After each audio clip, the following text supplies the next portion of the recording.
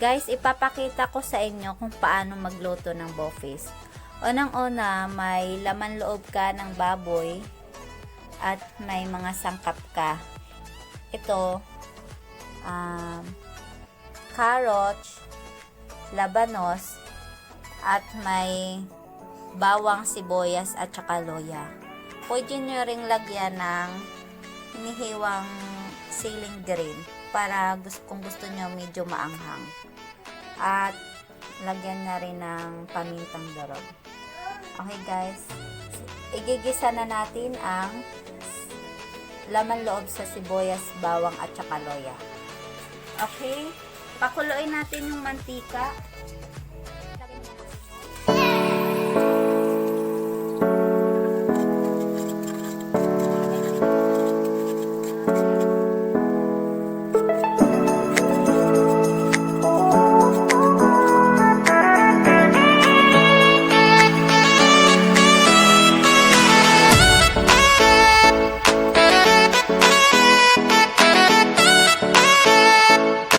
Okay po.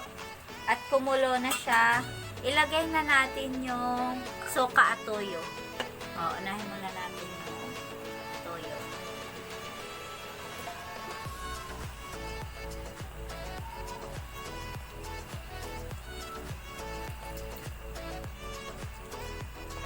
At saka suka.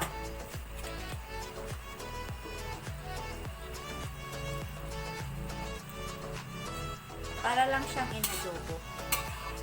Ang sistema ng pagluto ng bofis, para lang siyang inadobo. Okay guys, lagyan na natin siya ng pamintang durog para mabango na siya.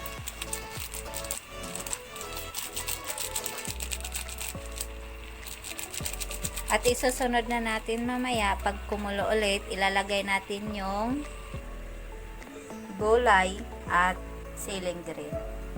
Okay. Okay, kumulo na siya at ilagay na natin yung gulay.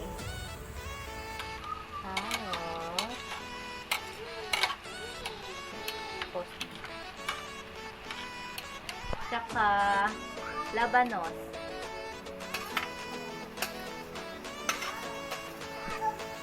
At haluin na natin.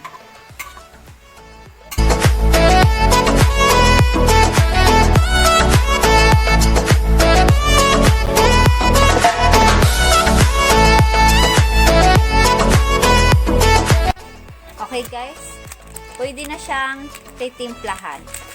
Lagyan natin siya ng magic sarap.